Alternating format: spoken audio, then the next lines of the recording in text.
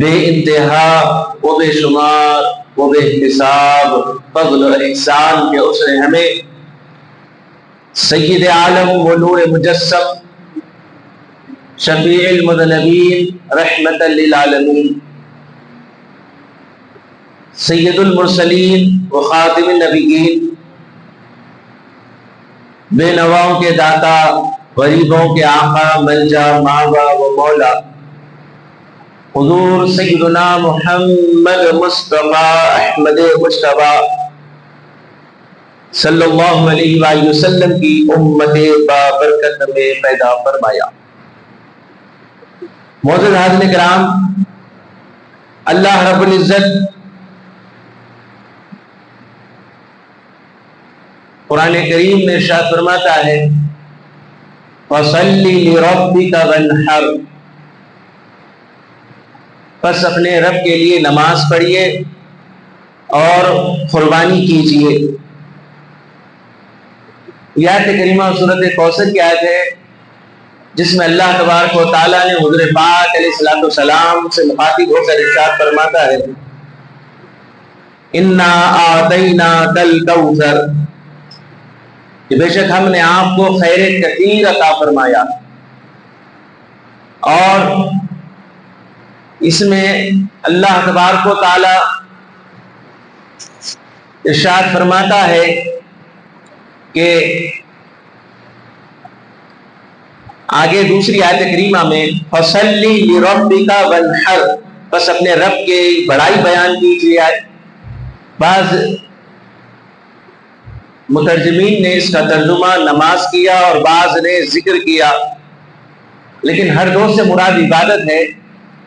ذکر کرنا بھی عبادت ہے اور نماز پڑھنا بھی عبادت ہے۔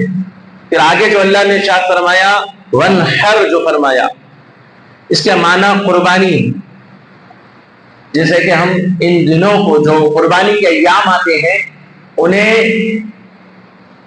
یوم النحر کہا جاتا ہے یا ایام نحر کہا جاتا ہے۔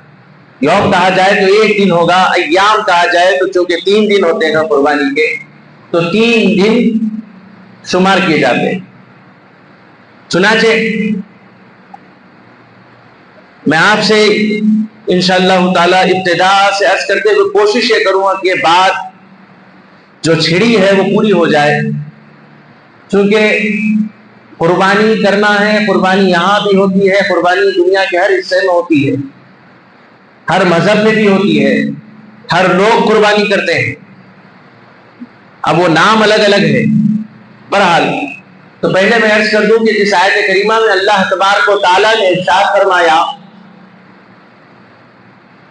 فَصَلِّ لِرَبِّكَ وَانْحَرْ، تیسری آیت آخری ہے جس کے بارے میں اللہ کیا فرماتا ہے، فرمایا فَصَلِّ لِرَبِّكَ وَانْحَرْ إِنَّ شَانِئَكَ هُوَ الْأَبْتَرُ، اور بے شک آپ کے دشمن ذلیل و خوار ہو جائیں، یا یہ معنی کہ وہ ختم ہو جائیں گے، ان کی ہستی روئے زمین سے مٹ جائے گی، ان کا نام و نشان مٹ جائے گا۔ اب اس ترجمے میں اس کے معنی و مفہوم میں کئی باتیں آتی ہیں، لیکن مقصد یہ کہ دشمن مصطفیٰ، حضور کا دشمن، حضور کا عدو، حضور کا جو دشمن ہے، جو حضور سے نفرت کرتا ہے، دشمنی رکھتا ہے، ان کے بارے میں فرمایا اِنَّ شَانِئَكَ هُوَ الْأَبْتَرُ، ختم ہو جائے گا، ملیا مٹ ہو جائے گا، صفحہ ہستی سے اس کا نام مٹا دیا جائے گا۔ اور ہوا بھی ایسے ہے، تاریخ گواہ ہے کہ ایک تو یہ کہ اِنَّا أَعْطَيْنَاكَ الْكَوْثَرَ، اللہ نے ایسی خیر کثیر آپ کو عطا فرمائی کہ آپ کے صرف نام رکھنے والے، یعنی جن کا نام محمد ہے، وہ لوگ دنیا میں سب سے زیادہ ان کی تعداد۔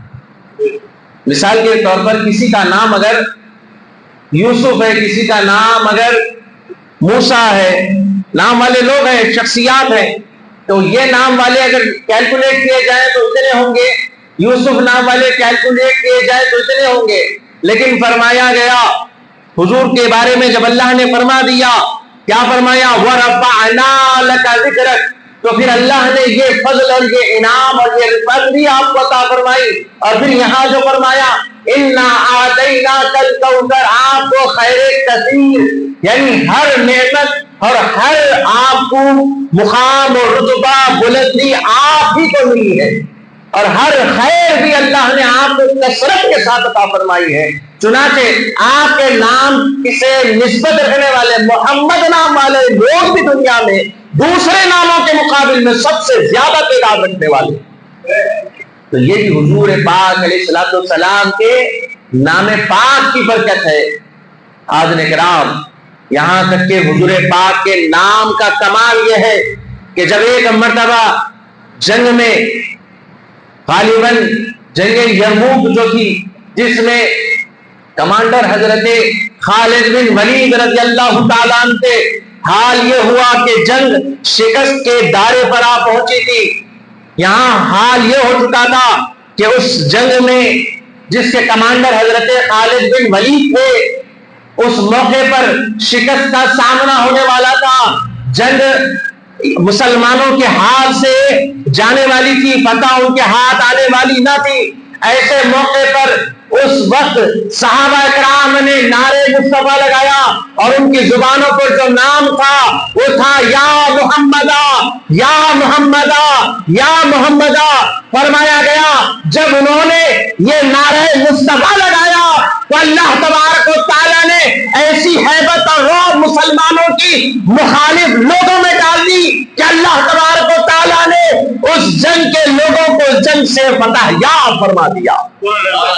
صرف نام مصطفیٰ کا نعرہ لگانے کی وجہ سے پتا چلا کہ میرے آقا کا نام نامی وہ ہے کہ نام کا ذکر کیا جائے تو برکت مل جاتی ہے، نام کا ذکر کیا جائے تو فتح مل جاتی ہے، نام کا ذکر کیا جائے تو شفا بھی مل جایا کرتی ہے. اس لیے کہ جب تک میرے آقا دنیا میں تھے تو صحابہ دیکھ کر سکون پاتے تھے، صحابہ دیکھ کر شفا حاصل کرتے تھے. اب میرے آقا دنیا سے گئے ہیں، ذکر مصطفیٰ کر کر دلوں کو سکون پاتے ہیں، ذکر مصطفیٰ کر کر بیماریوں سے شفا بھی پایا کرتے ہیں. یہاں تک کہ بزرگان دین نے بتایا اگر بیٹھے بٹھائے اچانک کوئی جسم میں درد پیدا ہو جائے، کوئی اذیت و تکلیف پیدا ہو جائے، فرمایا فوراً پڑھنا شروع کرو، درد کی جگہ پر ہاتھ رکھ کر یا محمدہ یا محمدہ. فرمایا اسی وقت آن کی آن میں اللہ تبارک و تعالیٰ اس درد سے نجات عطا فرما دیتا ہے. اور یہ تو لفظی بات نہیں ہے، بڑے بڑے بزرگوں نے آزمایا ہے. آپ بھی آزما کر دیکھیے، یقین کے ساتھ اللہ اس نام پاک محمد عربی کے صدقے درد سے نجات عطا فرما دیتا ہے. اور کئیوں نے کیا. حاضرین کرام، تو نام مصطفیٰ یہ وہ ہے جو ہم لوگوں کے لیے ہی راحت کا ذریعہ، فتح کا ذریعہ، کامیابی کا ذریعہ، شفا کا ذریعہ نہیں بنا، بلکہ حضور کی آمد سے پہلے بھی لوگ آپ کا نعرہ لگا کر جنگوں کو جیتایا کرتے تھے. قرآن کریم نے اس بات کو بھی ذکر کیا ہے.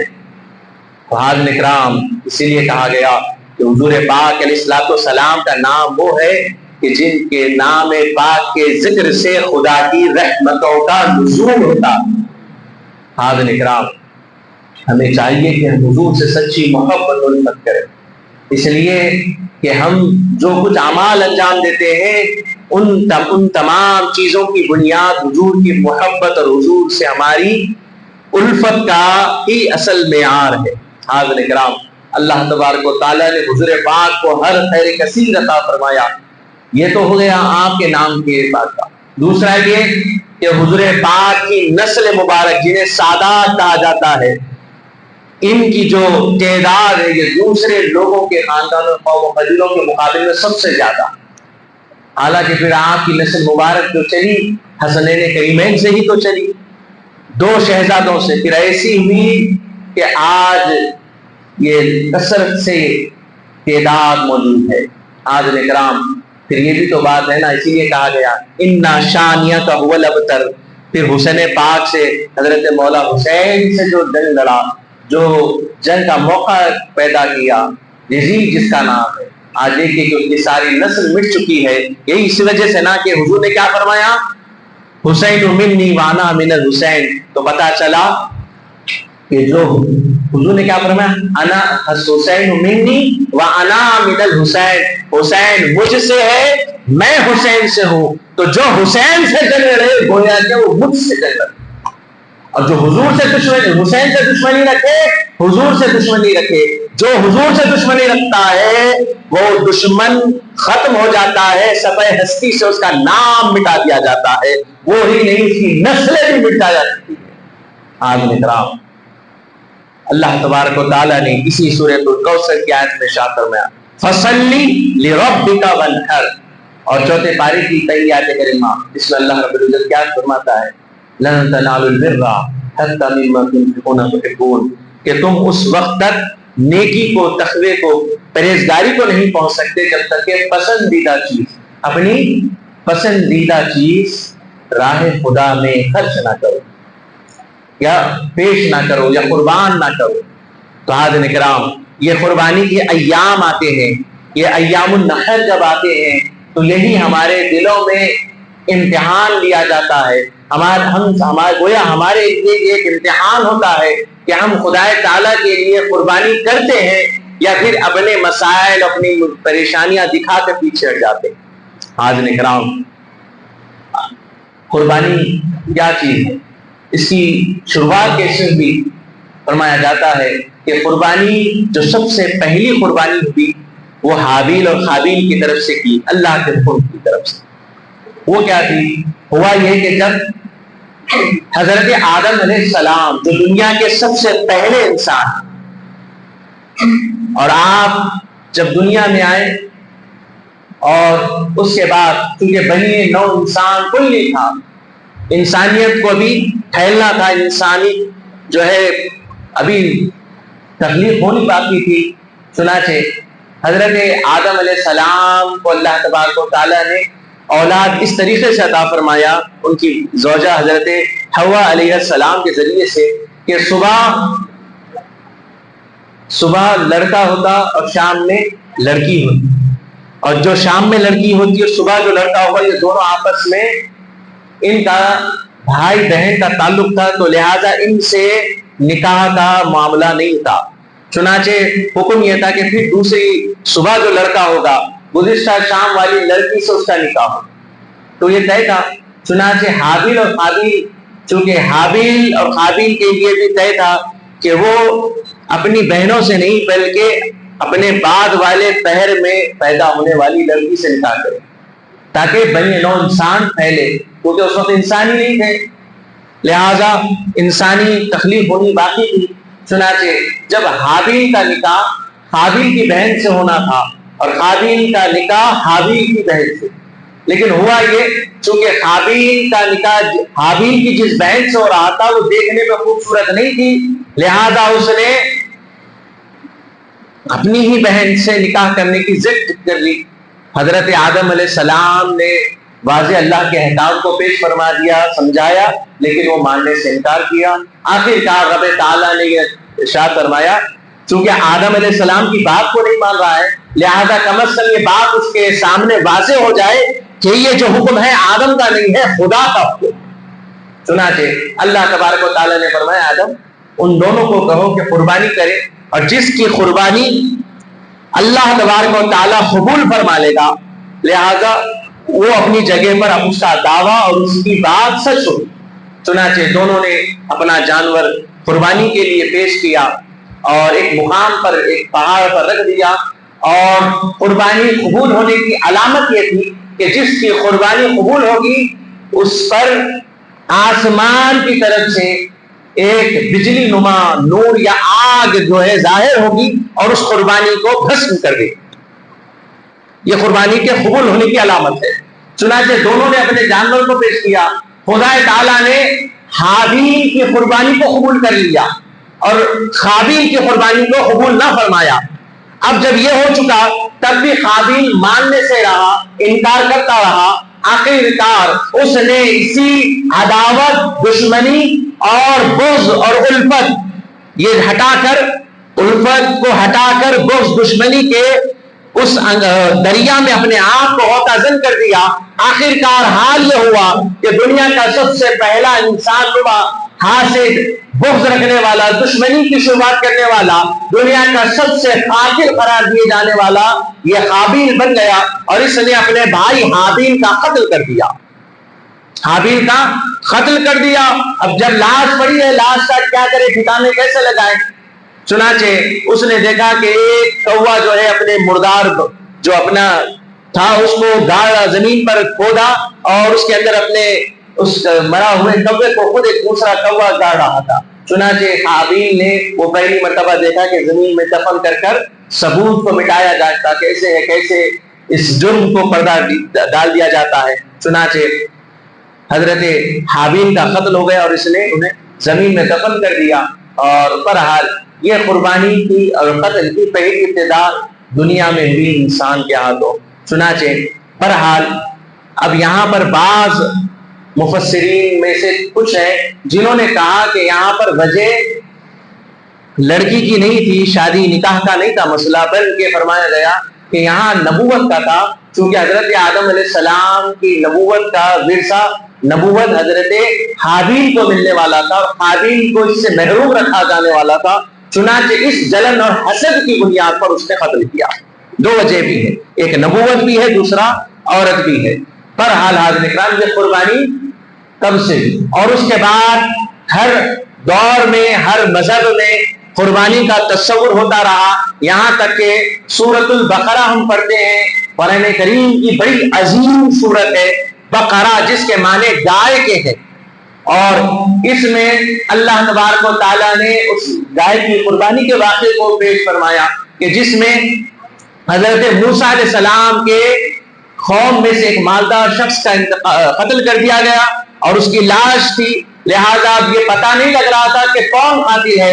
چنانچہ حضرت موسیٰ علیہ السلام کے پاس لوگ آئے، کہا کہ ہمارے قوم کے ایک معزز شخص کا قتل کر دیا گیا ہے، لہذا اس کا قاتل کا پتہ نہیں چل رہا، کیا کرے. حضرت موسیٰ علیہ السلام نے رب تعالیٰ سے عرض کیا، رب تعالیٰ نے ارشاد فرمایا کہ ایک گائے لی جائے اور اسے ذبح کیا جائے اور اس کے گوشت کے حصے کو لے کر اس لاش پر مارا جائے. وہ لاش خدا تعالیٰ کے حکم سے زندہ ہوگی، اس کے اندر روح ڈالی جائے گی، اور وہ حضرت موسیٰ علیہ السلام کے دور میں جس نے اس کا قتل کیا تھا اس کا نام لے. چنانچہ قوم کو جب کہا تو قوم نے کیا کہا؟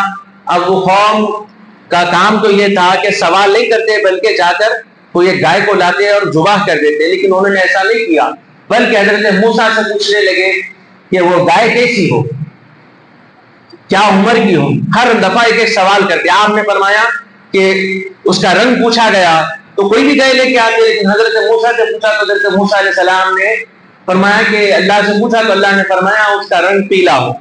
اب وہ لوگ گئے، تلاش کے بعد بڑی مشکل کے بعد مل نہیں رہی، پھر آئے، کہا کہ اس کا قد کیسے ہو. تو حضرت موسیٰ علیہ السلام نے کہا کہ نہ زیادہ بڑی ہو نہ زیادہ چھوٹی ہو، درمیانی ہو. پھر اس کے بعد گئے، ڈھونڈا نہیں ملا، پھر آخر میں آئے، پھر پوچھا کہ وہ کیسی ہو، ہل چلانے والی ہو یا ہل نہ چلانے والی. یعنی ایک سے ایک سوال کر کر، چونکہ انبیاء علیہ السلام کی بارگاہ میں ادب کا یہ بھی لحاظ ہے کہ بار بار کسی چیز کو پوچھا نہ جائے، یہ بھی بے ادبی میں شمار ہوا کرتا، اس لیے کہ اگر وہ سوال زیادہ کرتے تو مسائل امت کے لیے پیدا ہو جاتے.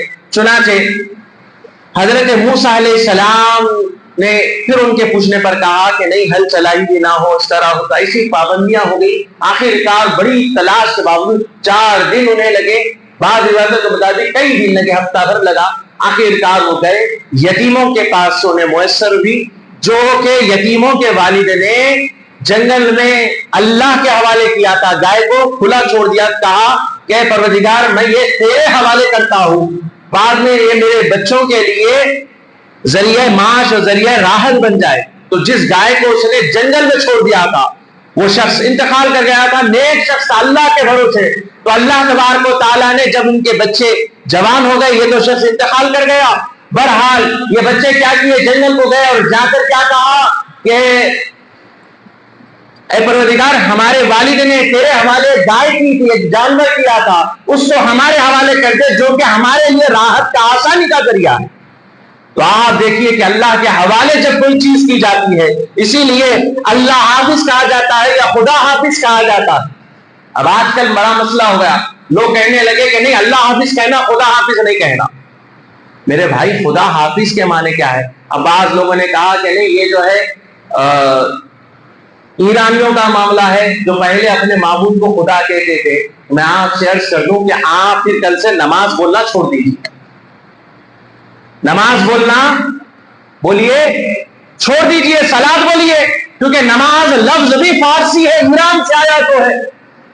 روزہ بولنا بھی چھوڑ دیجیے، روزہ بھی فارسی لفظ ہے۔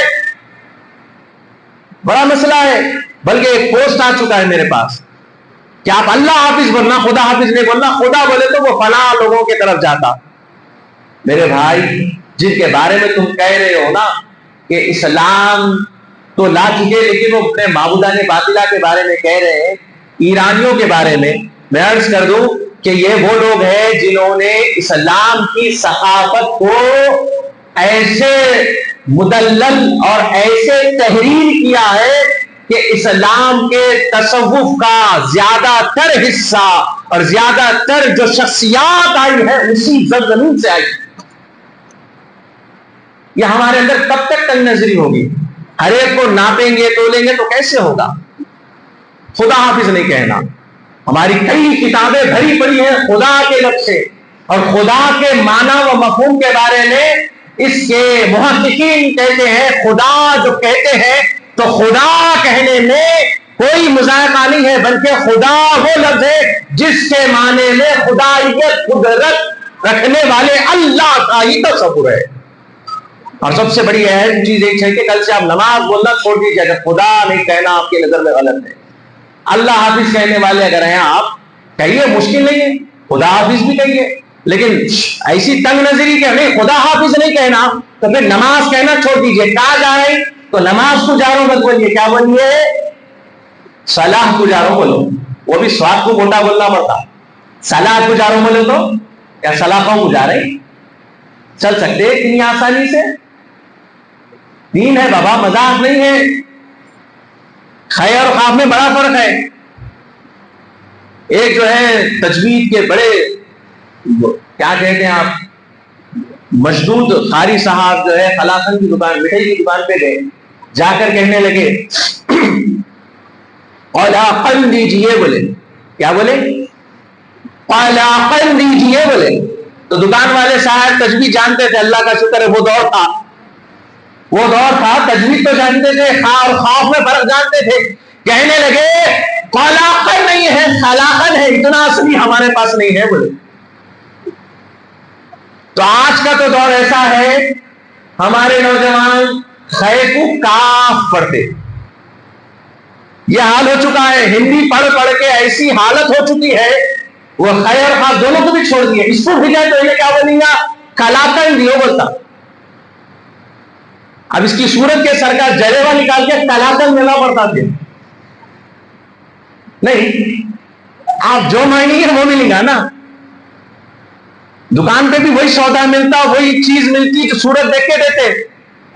دکاندار تاجر کا کام ہے نہیں تو حاضر کرام لفظ زبان بھی درست ہونا۔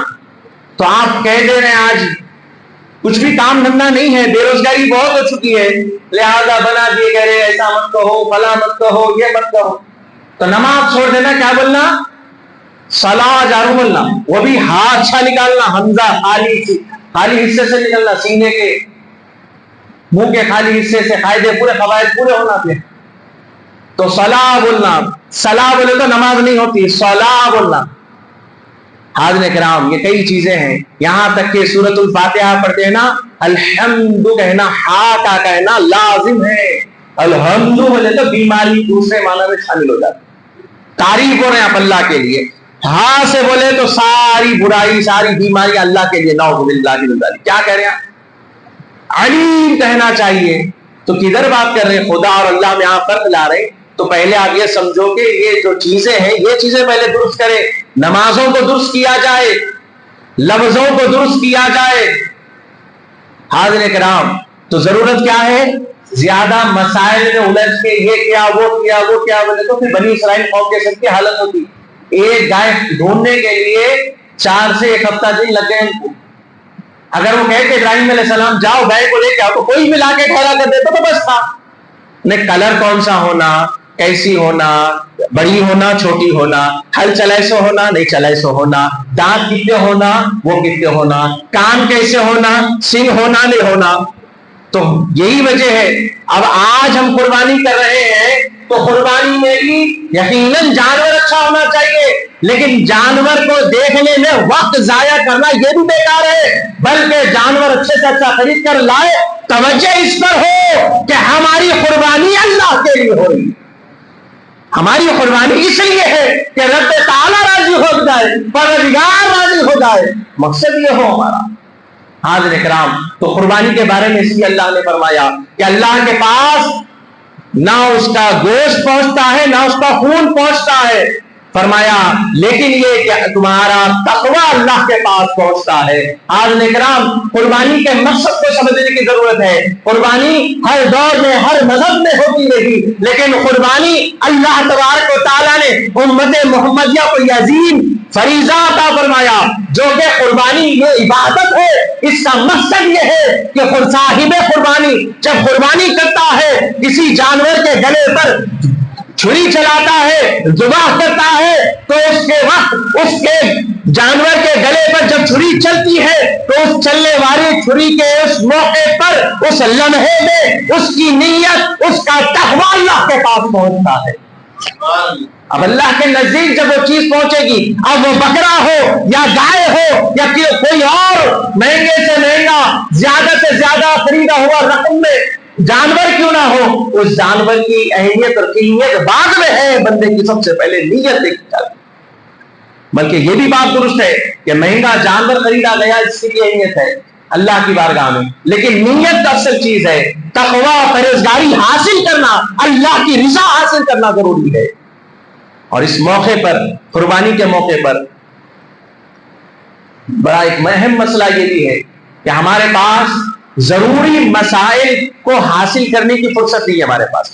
فروعی مسائل میں, فروعی وہ مسائل جن کے بارے میں علم ہو تو بہتر ہے, نہ ہو تو کوئی مسئلہ نہیں, لیکن ضروری مسائل ہونا بارے میں معلوم ہونا چاہیے. کل ہی مجھ سے ایک شخص آئے, بڑی اچھی عمر کے ہیں, انہوں نے مجھ سے بات کی. جب وہ قربانی کی باتیں نکلی میں نے ان کے سامنے رکھی تو ان سے یہ بات مجھے سامنے آئی. تو انہوں نے کہا کہ ان کی عمر بھی تقریباً 80 سال ہے. کتنی؟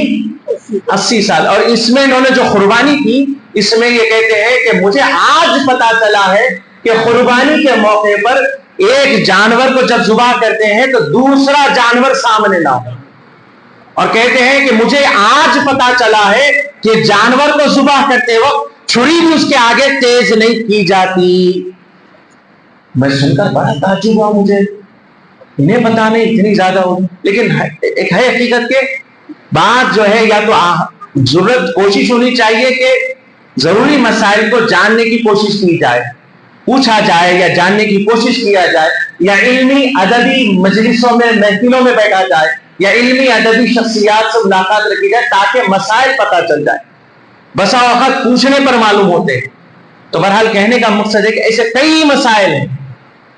تو حاضرین کرام, ہمیں چاہیے کہ ان مسائل کو سمجھیں. اور ایک دوسری چیز یہ کہ جب قربانی ہوتی ہے تو ہمارے درمیان 2 طرح کے لوگوں کے خیالات ہیں. ایک تو وہ لوگ ہیں جو قربانی کرتے ہیں پورا کا پورا تقسیم کر دیتے ہیں, ان کا تقسیم کرنا بھی اپنی طرف درست ہے. اور جو تقسیم پورا نہیں کرتے, آدھا تقسیم کرتے آدھا رکھ لیتے ہیں, ان کا کرنا بھی درست ہے.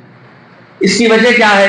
تو حدیث پاک میں آیا کہ صحابہ کرام رضوان اللہ تعالی علیہم اجمعین نے جب پہلے سال قربانی کی تو اس موقع پر حضور پاک علیہ الصلوۃ والسلام نے ارشاد فرمایا کہ 3 دن سے زیادہ قربانی کا گوشت گھر میں رکھا نہ جائے, پورا کا پورا ختم کر دیا جائے, کھایا جائے, کھلا دیا جائے, تقسیم کر دیا جائے, ختم کر دیا جائے. پھر جب دوسرا سال آیا تو حضور پاک علیہ الصلوۃ والسلام نے ارشاد فرمایا کہ اس سال کھایا بھی جائے, تقسیم بھی کیا جائے اور بچایا بھی جائے, یعنی بعد میں رکھ کر بھی کھایا جائے. تو 2 طرح کے بھی ہیں. تو اب یہاں پر حضور پاک علیہ السلام نے جو دوسرے سال یہ فرمایا تو آپ نے فرمایا کہ یہ میں نے گزشتہ سال ختم کرنے کے لیے اس سے کہا، چونکہ خیر سالی ہے، لوگوں کے پاس کھانے کے لیے کوئی چیز نہیں ہے، تو بندہ کتنے زیادہ سے زیادہ کتنا کھا سکتا ہے، بس اس کے بعد جو کچھ بچ جائے گا لہذا تقسیم ہوگا، اور جن جن کو میسر نہیں ہے وہ سب کھائیں۔ اس لیے میں نے کہا کہ کھا لو اور ختم کر دو، پورا تقسیم کر دو۔ اور فرمایا جب دوسرا سال یہ سال آیا، اس لیے فرمایا کہ اس سال فرحت اور شادمانی ہے، ہر طرف آسانی ہے، خیر سالی کا مسئلہ نہیں ہے، اور ہر طرف لوگوں کے پاس خوشحالی کا موقع ہے، لہذا کھا لیا جائے، بچا لیا، جو کہ آج ہم سکھاتے ہیں نا، وہ اس دور سے ہی سکھایا جاتا تھا، اس دور میں سکھا کر اسے پھر استعمال کیا جاتا تھا۔ تو بہرحال حاضر اکرام، تو فرمایا گیا کہ ایسے کیا جائے۔ تو اب یہاں پر ہمارے لیے کیا حکم ہے قربانی کے گوشت کی تقسیم کے بارے میں؟ فرمایا گیا کہ اس کے متعلق حکم ہے کہ آپ اس کے 3 حصے کریں، ایک غربا مساکین وغیرہ میں، دوسرا رشتے دار و پڑوسی، اور تیسرا حصہ آپ خود رکھیں۔ یہ ایک طریقہ ہے۔ دوسرا یہ ہے کہ آپ خود سارا کا سارا، اگر گھر میں زیادہ لوگ ہیں یا زیادہ جو ہے بڑا قبیلہ خاندان ہے تو کیا جا سکے۔ لیکن اسی کے ساتھ ایک بات عرض کروں گا، اب جب تقسیم کا مسئلہ آتا ہے تو پھر یاد رکھیے ایک نیا مسئلہ ہو گیا، وہ یہ کہ رشتہ داریوں کو آپس میں راضی رکھنے کے لیے ایک دوسرے کے درمیان جو ہے نفرتوں کو ختم کرنے کی بات دور کے نہ کی ہے، غریب غربا مساکین کو محروم رکھ کر گھر سے بڑی بڑی رانیں جو ہے اپنے رشتہ داروں کو پہنچائی جاتی ہے، گفٹ کی جاتی ہے، پھر ادھر سے رانوں کا سلسلہ ادھر پہنچایا جاتا ہے۔ حقیقتاً رشتہ داری میں درست ہے بات، لیکن مساکین کے حق کو مار کر جب آپ پہلا طریقہ اپنا رہے ہیں غربا مساکین کا اور رشتہ داروں کا پھر آپ کا، تو پھر اس قاعدے میں آپ پہ لازم ہے کہ آپ غربا مساکین کو بھی دیں، یعنی غربا مساکین پڑوسیوں کو محروم رکھیے، فلاں رشتہ دار ہے یا فلاں دوست ہے ان کے پاس بڑی بڑی ران رکھی گئی، بھجائی جا رہی ہے، گفٹ کی جا رہی ہے۔ اب تو ماشاءاللہ کاروبار شروع ہو گیا ہے، ران پیک کرنے کے لیے، گوشت پیک کرنے کے بہترین گفٹ کورز ہے۔ تو اب ہم کیا کریں گے، سب کو ایک جیسا نہیں دیکھیں گے، اب جس کے پاس جو بھی جانا ہے خاص کر کے جس سے زیادہ امید ہے وہاں پہ زیادہ۔ تو یہ آپ کی تقسیم، یہ مزاج انسانی، فطرت انسانی اور اللہ کے نیک بندے کی علامت ہے، کیونکہ جب وہ تقسیم کرے خدا کے لیے، جانور خود قربان کرے خدا کے لیے، تو پھر سب کا خیال رکھے۔ ایک کو محروم کر رہے غربا کو، رشتہ داروں کو کسی کو محروم کیا، فلاں کوئی دوست ہے ان کے طرف بھیجا دیا جاتا۔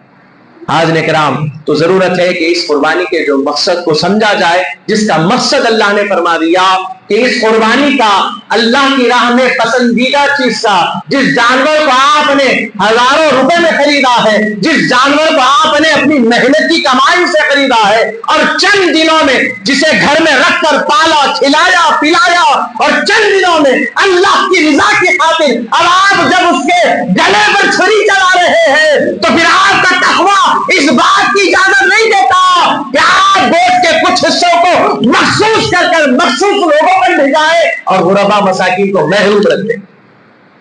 بتائیے یہ کہاں کا تقویٰ ہوا آپ کا؟ جب آپ نے قربان کیا تو پھر جب طے کیا تقسیم کرنے کا، تو تقسیم میں شرعی جو ہے، جو اللہ اس کے رسول نے بتایا ہے، تو اسی حساب سے تقسیم شرعی ہونا۔ حاضرین کرام، تو قربانی کے لیے قربانی کا جانور خریدنا، یہ سارے معاملات تو ہو جاتے ہیں، لیکن اصل مرحلہ آتا ہے قربانی کے موقع پر نیتوں کا۔ ضرورت ہے کہ ہم اس معاملے کو سمجھیں۔ حاضرین کرام، یہاں تک کہ روایتوں میں ملتا ہے کہ حضور پاک کی ایک زوجہ،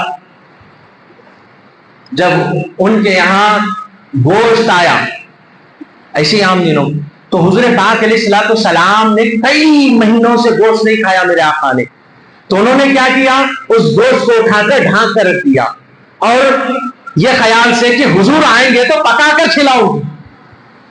دیکھیے آپ، تو اب ہوا یہ کہ حضور پاک تشریف لائے، حضور آئے، جیسے ہی آئے تو حضور کی زوجہ نے دیکھا کہ حضور آ گئے، لہذا گوشت کی طرف دوڑی تاکہ گوشت کو نکال کر دھو دھلا کر پکا دیے۔ جیسے ہی وہ اس برتن سے ہٹایا، ڈھانکا ہوا جو پردہ کپڑا تھا اسے ہٹایا، دیکھا تو گوشت نہیں تھا، گوشت گویا پتھر نما بن چکا۔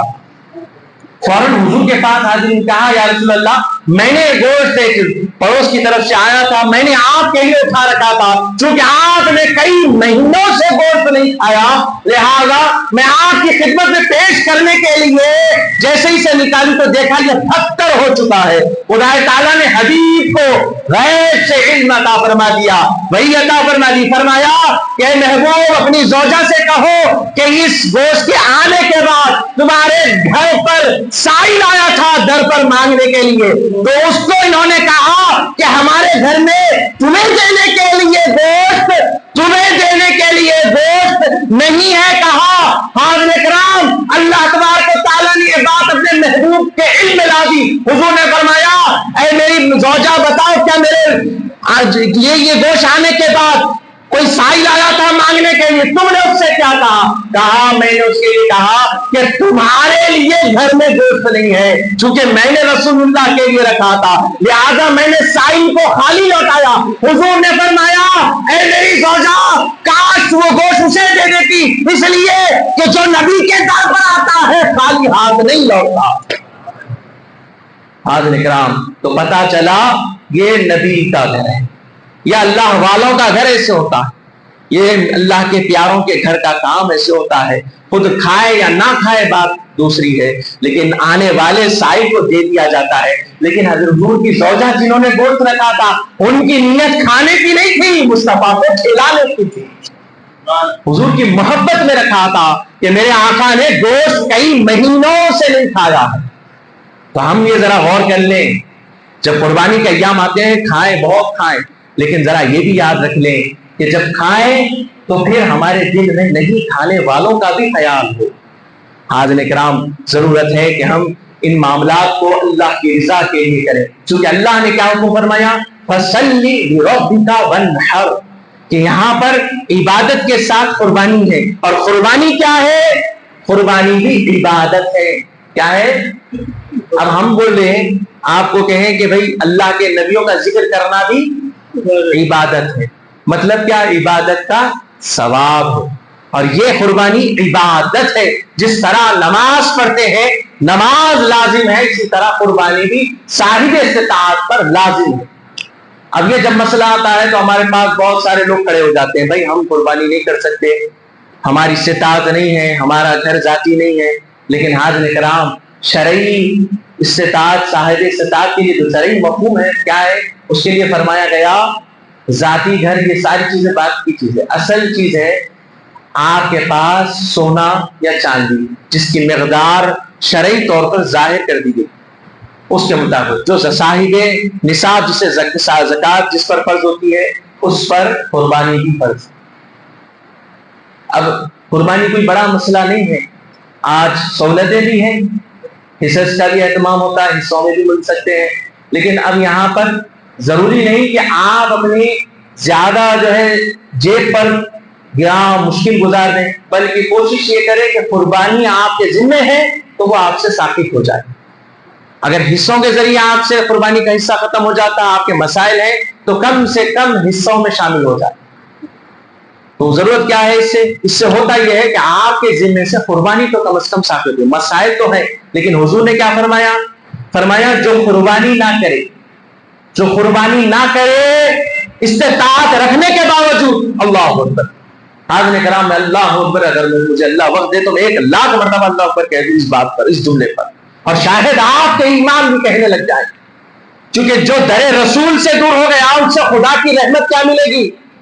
کیا فرمایا آقا نے, حدیث غور سے سن لو. اور آج کل نوجوانوں میں بھی بالغ ہو چکے, کمانے بھی لگے, پھر کہیں گے کہ بھئی ہم نہیں لے سکتے. پوچھے کیا, جیب میں دیکھے تو آرام سے فون ہے 40,000 کا, 50,000 کا, کم سے کم منیمم موبائل اگر آپ خریدے تو 10, 15, 20 سے شروع ہے. آپ قربانی کا حصے کا اگر مقابلہ کریں تو 4,500-5,000 روپے میں کیا ہے بتائیے آپ. اور ہر 2 سال میں ایک موبائل فون لینا ضروری ہو گیا آج کے دور میں. کیوں اپڈیٹ نہیں ہو رہا؟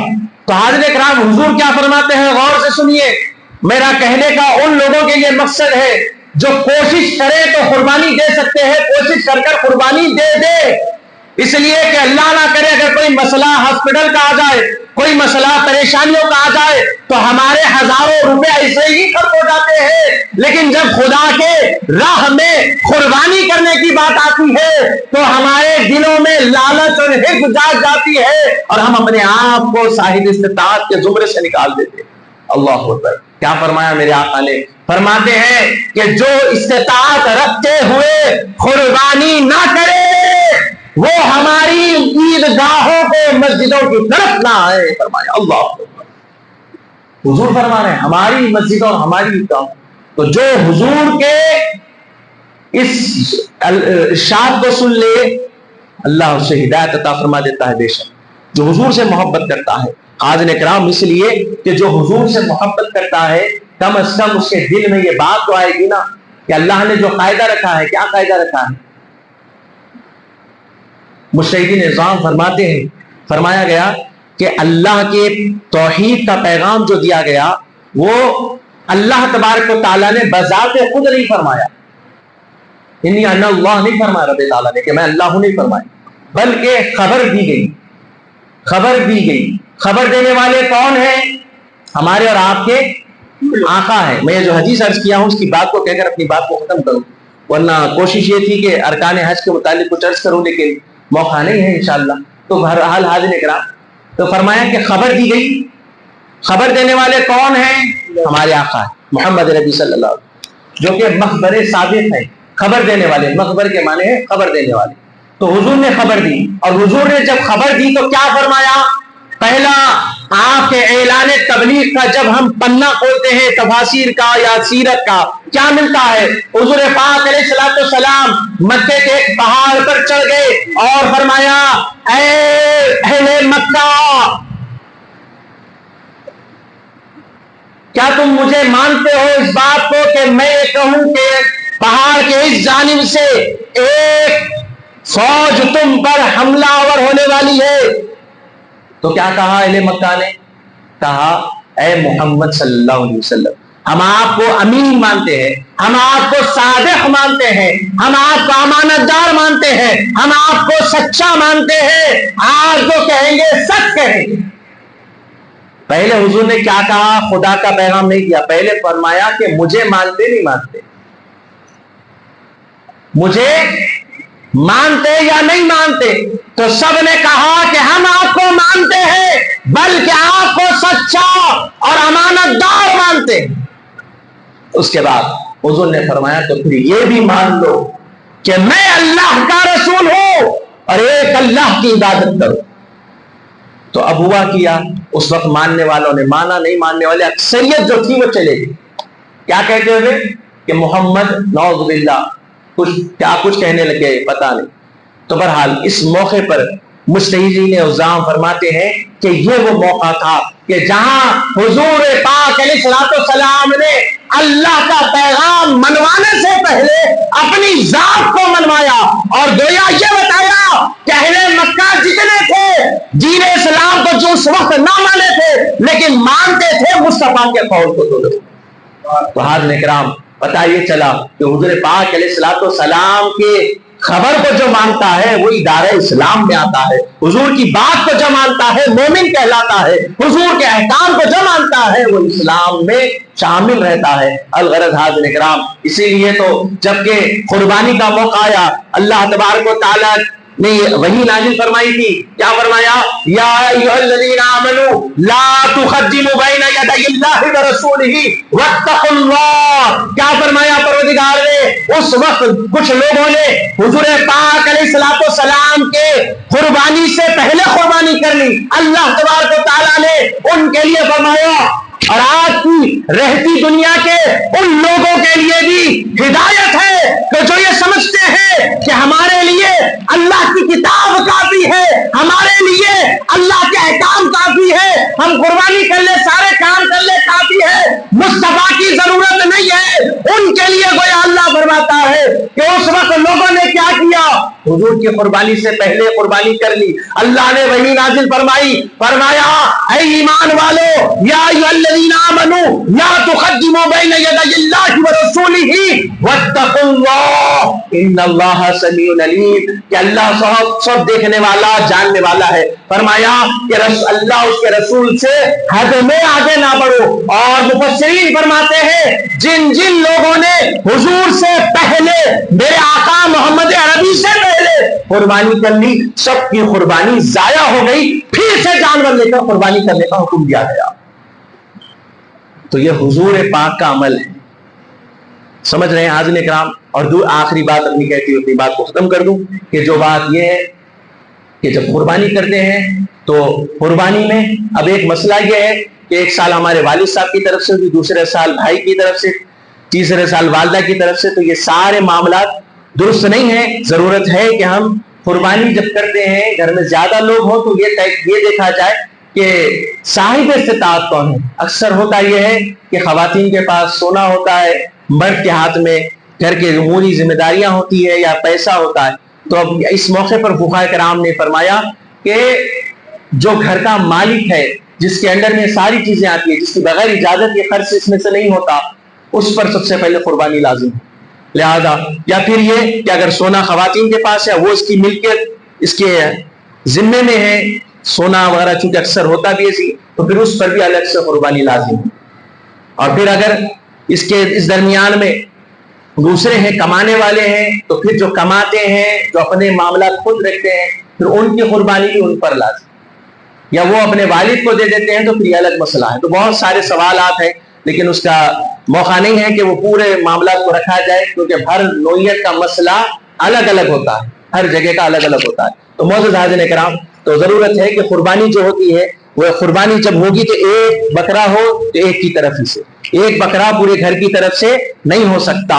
जो आज वहां बातें फैला दी गई, एक बकरा पूरे घर की तरफ से, ये दुरुस्त नहीं है। और इसके लिए दलील ये दी जाती है कि हुजूर पाक अलैहिस्सलाम हर साल 2 बकरे जुबा करते थे, या एक करते थे, एक उम्मत की तरफ से करते थे, ऐसी कुछ दलीलें लाई जाती हैं। तो हुजूर पाक ने जो जुबा 2 बकरे फरमाते थे, एक आपकी अपनी तरफ से होता था, दूसरा सारी उम्मत की तरफ से। तो जो दूसरा था ये नफीली कुर्बानी थी। कौन सी थी बोलिए? नफीली कुर्बानी थी, ना कि वाजिब फर्ज वाली, बल्कि नफीली थी। सुनाचे अगर आप भी अब आपने अपनी इस्तिताअत, जिस पर साहिब इस्तिताअत है, वो अगर कुर्बानी करे और कुछ दूसरे बकरे हैं वो कह दे कि ये जिम्नन ऐसी कर रहे हैं घर के लिए, बहरहाल तो ये कुर्बानी अलग था। लेकिन अगर ये साहिब इस्तिताअत की 2-4 लोग उसमें शामिल हो जाए तो फिर बकरा जाया हो जाता है, जिसकी कुर्बानी अल्लाह की बारगाह में कबूल नहीं होती।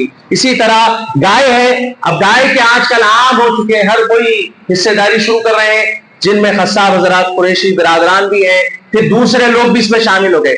याद रख लो हमें जिम्मेदारी से, मैं अपने मनसब के, अपने जो मुकाम है मेरा, उससे मैं आपको अर्ज कर दूं, आगाह कर दूं कि अगर गाय में 7 हिस्से हैं, कुर्बानी करने की जिम्मेदारी जो शख्स ले रहा है उस पर भी लाजिम है कि वो 7 लोगों को ही मिलाए। अगर उसमें वो 8 लोगों को कारोबार और लालच और माल की बुनियाद पर मिला दे तो 7 की कुर्बानी जाया हो गई। बात समझ में आ रही? पूरों की कुर्बानी जाया, और 7 लोगों को जमा किया तो 7 लोगों की नीयत भी कुर्बानी हो, उनमें से एक की कुर्बानी की नीयत ना हो तो बाकी 6 की कुर्बानी भी जाया। कारोबार बन गया है। बड़ी माजरत के साथ सख्त अल्फाज है, लेकिन मेरा कहना मेरी वाज़े अल्फाज कह देना मेरी आदत है, क्योंकि मैं आपको कह दूं तो मैं बड़ी जिम्मा हो गया। तो कुर्बानी करते वक्त हिस्से मिल रहे हैं तो नीयतें 7 की, एक नीयत हो कुर्बानी की, दूसरी नीयत अगर कुछ आ गई तो सारा जानवर जाया हो गया, और जानवर अगर जाया हो गया तो उसका गोश्त भी लायक़े ग़िज़ा नहीं रहा। याद रखो, बल्कि बाज़ सूरतों में वो जानवर का गोश्त हराम हो जाता है। तो ये बात याद रख ले। इसीलिए इन मामलात में उलमा इकराम की निगरानी रखी जाए। एक दौर था जिसमें बाज़ाब्ता बैनर के नीचे आती थी, क्या आती थी कि हिस्सों का एहतमाम है, ख्वाहिशमंद हज़रात रद्द करें। इन हिस्सों के जो इंतजामात है उलमा इकराम की निगरानी में। क्यों उलमा इकराम की निगरानी में? उलमा इकराम की बारीकियों को देखते, जिसका भी हिस्सा लिख रहे पूछ लेते नीयत क्या है, कुर्बानी किस नीयत है, ना क्या नाम है बोलिए, पूरे अल्फाज पूछते थे, आगे वाले को पता भी ना चले, काम भी हो जाए। تو حاضرین کرام ایسے معاملات ہوتے ہیں. تو بہرحال قربانی کا جو معاملہ ہے بڑا اہم مسئلہ ہے حاضرین کرام. حصوں کا ہو یا بکرے کا آپ ذبح کر رہے ہو، جو کچھ بھی آپ کر رہے ہو، یقیناً نیتوں کو درست کر لیں. یقیناً اللہ تبارک و تعالی نیتوں کو دیکھنے والا ہے. ہم پر لازم ہے کہ ہم ان قربانی کے معاملات کو اللہ کی رضا کے لیے کریں.